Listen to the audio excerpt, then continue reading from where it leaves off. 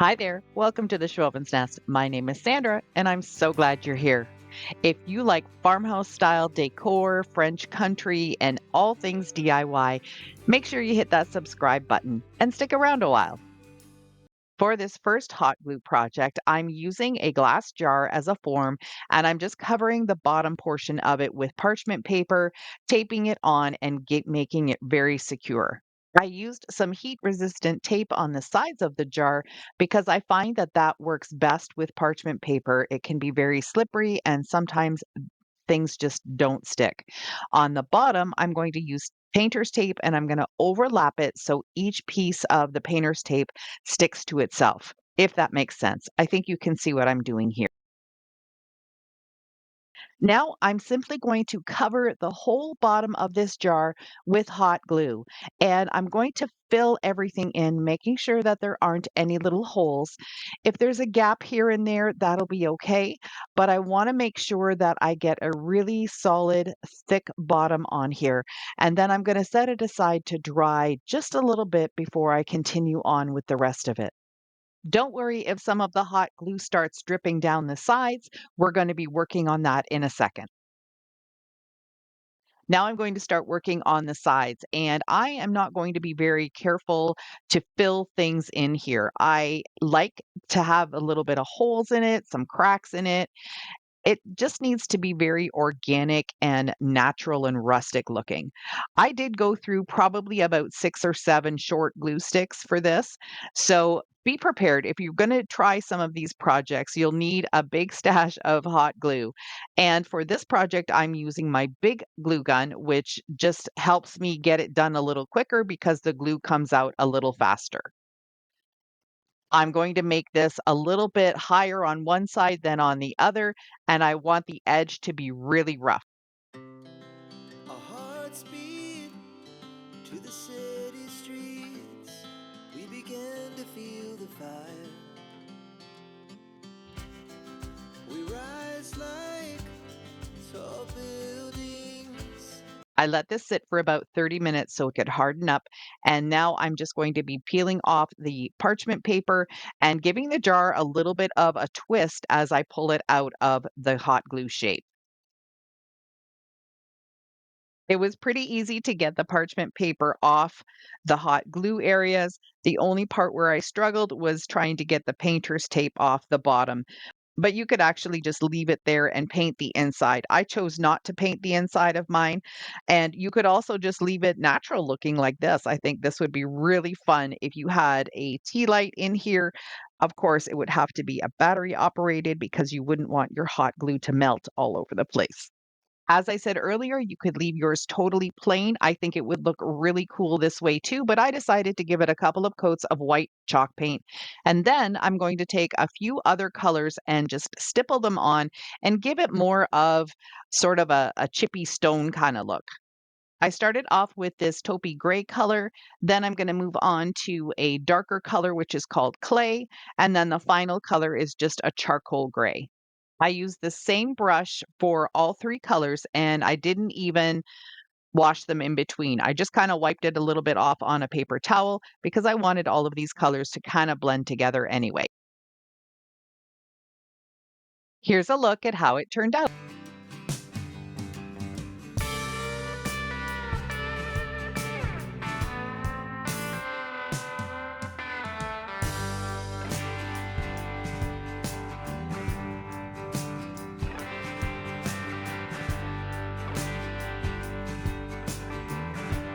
I'd like to thank Beebee Craft for sending me some products that I will be using in this video.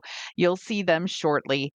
And right now they have a huge sale up to 50% off some of their items. And they also offer free shipping on orders over $25 for the US. So if you're in the United States, now's the time to get what you need. You can see they have all sorts of different options here and different types of tools and jewelry supplies, string materials, crafts. Let's take a look at some of the craft items. In the craft section, there's supplies, there's some sets, sewing and fabric, and also some fashion jewelry. And if you look at the related categories, you've got scrapbook paper, DIYs and crafts, jewelry, decorations, office and daily supplies, silicone molds, just tons of different products that you can use to create some beautiful crafts for your home. Beebee Craft has been kind enough to send a coupon code for you. You can save 10% for your whole order, and it's valid until November 24th of 2024. And for my friends who are watching who also have a YouTube channel, you have an amazing opportunity to become an affiliate with the YouTube program that BB Craft has set up. So I will leave a link down in the description box where you can go and sign up to be an affiliate and get some free products yourself. I'm using hot glue to fill up this mold as well. And I had a really fun idea. I wanted to make this into sort of a decorative foot on a box that I'm going to be using. So I'm just going to be filling up 4 of these, and then I'm going to do 4 again because I'm going to need 8 different pieces. Hot glue comes out of molds really easy. You don't have to use any cornstarch. And I like the fact that they're flexible and you can cut them to size. So I am just cutting all of these little pieces in half. And shortly, I'm going to be cutting them in half again after I show you the next step. This is a package of wooden spools that I got from Beebee Craft. Look at how adorable these are. I know I'm going to be using them for a ton of different types of projects, but for today, I'm going to use them as feet on the bottom of this box. Hot glue will work fine with these little spools to glue them to the bottom of the box. The night's young, and it's just begun. As she puts her hand in mine. Here are the spools on the bottom of the box, and I think it looks really good this way too, but I'm going to continue on with my original idea. Since the hot glue is flexible and it can bend, I thought I'd be able to bend it in a 90-degree angle, and that didn't work. I probably would have had to use some wood glue or some contact cement or something like that, and then let each of them dry before I bent the other half. So, what I decided to do, just to make things easier on myself, was simply just cut my mold in half. That gave me the ability to glue each half piece to the little spool, and then I was able to just fill in any gaps with an additional hot glue, and it just looked really fun. I mean, right now it looks a little funky. You've got a box, you've got spools, and you've got some hot glue little molds. Let me tell you, the end effect is absolutely amazing. We wanna chase the night, wanna dance to the light, pull the stars from the sky, just two hearts running wild. Never sleep, never stop, as we shout from the top. At first, I thought I would just do the outside edges of the spools, but when you looked at the box, you could really just still see the spools themselves. So I decided to just take the other 4 molds that I made and continue just wrapping those right around all of the spools. And here's where I was just filling in any of the extra gaps with some additional hot glue, and that worked out perfectly. Lately, I've been painting things black, and I know that's not everyone's cup of tea, but I just really thought for this project, it would look a little bit more high end if it was black with a little bit of a metal look for the accents. So I'm just going to give this one coat of black chalk paint. I found this little apothecary label in my stash, and I'm just taking some silver paint, and I think it's sort of like a deep metallic silver kind of color, and I'm just going over it very lightly, just kind of more of a dry brushing. I don't want it to be a solid color, but it was a bronze, and I don't have any bronze paint, so I needed to change this so it would complement the feet. Then I decided to paint the feet black as well, and just one coat. It didn't have to be a solid coat, but I needed more of a darker base to be able to put that silver on top. The brush I'm using for this is an artist brush that came in a pack of a bunch of them from BB Craft, and I liked it because it was had a nice point on it. You guys hear me say that I love using my pointed Sash brush because that has a point on it and I can get into all the little cracks and crevices. Well, these artist brushes are amazing as well, and they come in a whole bunch of different sizes all in one pack. I attached the handle to the box using the two little screws that come with it. Using the Beebeecraft artist brush again, I gave the handle another light coat of the silver just to bring out the. Then I gave each of these little feet, which are my hot glue molds, a coat of the silver paint as well. Just not worrying too much about getting inside all of the crevices, more of a dry brushing technique so it would hit all of the raised areas. And that's it for this little box. I think it turned out really beautiful. I love the molds with the hot glue. So easy to do and so inexpensive.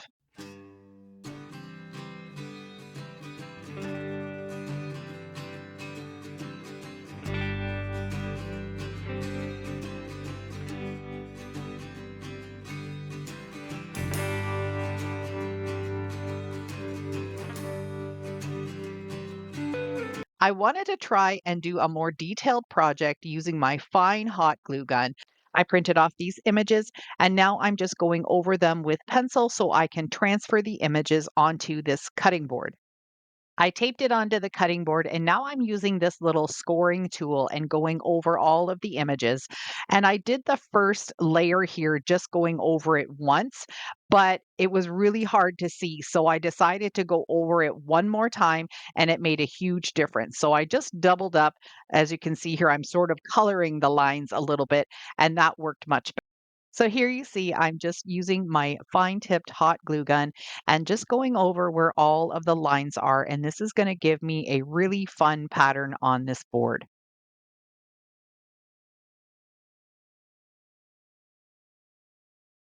Down at the bottom where this painted line is, I thought I would add some honey drips. So I'm going straight across the line first, and then I'm just going to come down with these little squiggles and just do it haphazardly, not in any sort of pattern, but having some of the drips come down a little further, some of them a little shorter, and this will just add to the character of this piece. I'm going to give the cutting board on the front and all of the sides a couple of coats of white chalk paint. And this is just going to create the backdrop for what I want to do next with all of these fun images. We're gonna, we're gonna be two hearts running wild.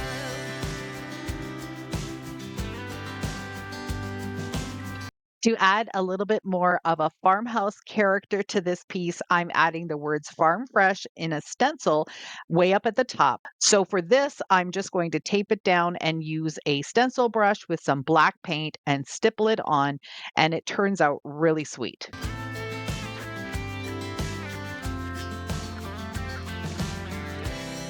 Now the morning. For the word honey, I wanted to put that underneath the drips of honey, but I didn't have a stencil that would fit in there. So I'm using some scrap vinyl and I'm going to cut out the word honey with a little bit of a border on my Cricut Joy. When you want to use a decal as a stencil, you have to remember what to weed and what to leave in. And I just realized right here that I was pulling off the stuff that I was going to need on the stencil. So I'm going to have to pick everything off my thumb, stick it back, and then do it properly.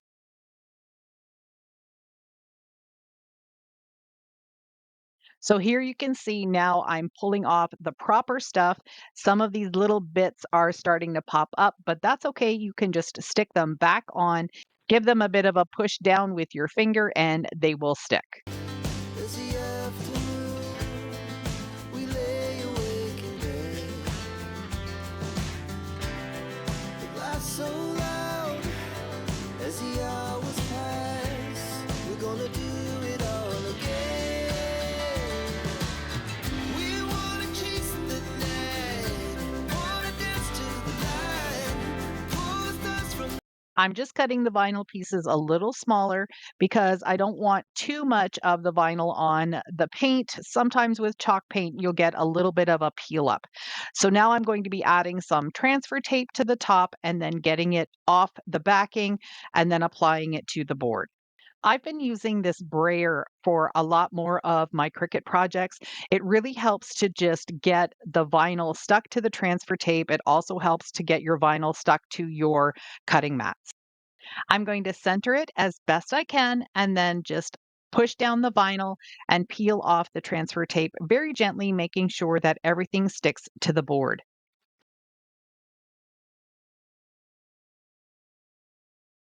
I'm using the same stencil brush and the black paint to go over this stencil, and then when I peel it up, I have a huge accident and it does peel up a bunch of the paint, so I'm gonna have to just touch that up later. The sky just two hearts running wild. Never sleep, never stop. As we shout from the top, we're gonna be. Some of the paint came up when I took off the vinyl on the lettering too, so I'm just taking that fine artist brush from Beebeecraft and filling in all of the areas. We're gonna be two hearts running wild.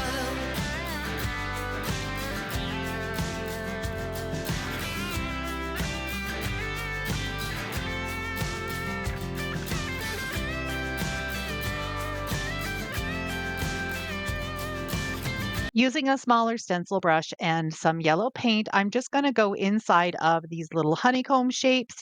And then I'm going to dry brush a little bit of black on top of everything. That's just going to make all of these raised edges from the hot glue pop out. The final effect is some speckles. I'm going to delete a little bit of black paint and yellow paint and just kind of speckle over the whole board, giving it a little whimsical, primitive, country, whatever kind of look you want to call it. But I think it's really sweet. I use a fan brush to tap all of the little speckles on there. And now that I'm done with the black, I'm going to repeat the steps with the yellow, just not going as just not as heavy with the yellow.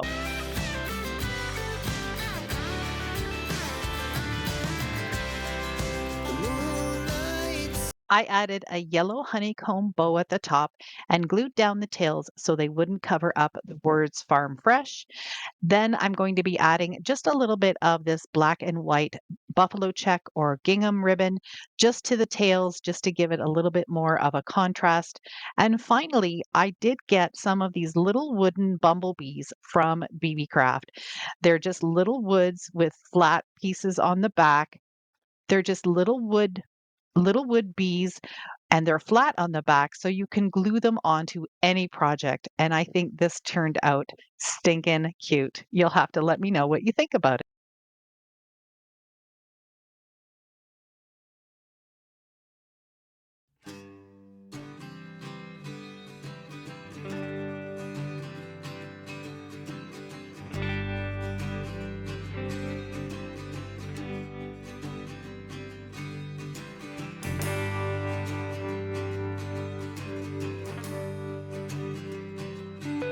Another mold that I filled in with hot glue is this sheep. These are the IOD molds, and I wanted to test them and see if these large pieces would turn out well too. They did. I probably could have put a little bit of a thicker amount of glue on them, but I didn't want to go overboard. I didn't need them to be super thick.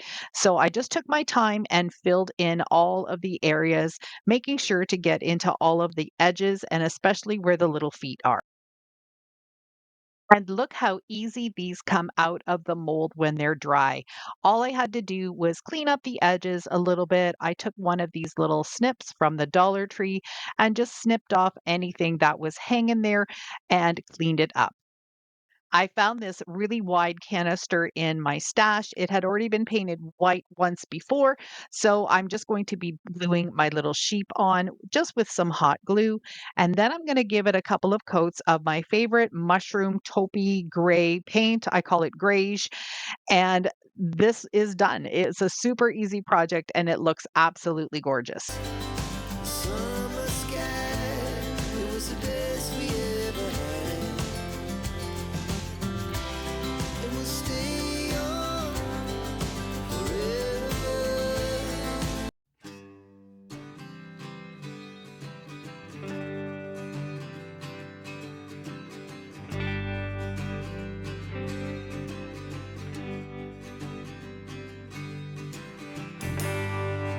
This is a rolling pin whose handles were broken, and I decided to make use of it and create a little bit of a sculpture effect with it. I'm taking hot glue and I'm just going to do some freehand florals and greens, a little bit of leaves, a little bit of dots, just to give myself something of a whimsical look. Now, if you're not comfortable doing it freehand, then you can definitely use the pencil transfer method that I showed you when I was doing the bee project. Print something off on paper and then trace it with the scoring tool after you've rubbed it on the back with the pencil. Once I completed each piece, I just held it in my hand nice and flat and waited for the hot glue to set up a little bit better so it wouldn't be dripping when I moved on to my next little piece. Then I used hot glue to attach it to this little glass jar. It was the lid from a candle that I'm no longer using. And I just thought that would be a nice, simple base for it. I'm using the color parchment on the rolling pin portion, and then I'm going to go back to that grayish color that is my absolute favorite. And I'm going to do the bottom, the glass part. And that's just going to give it a little bit of a contrast. And I think this project turned out amazing. With the little hole at the top of the rolling pin, I was able to add a little bit of floral and make this look like a really fun modern sculpture.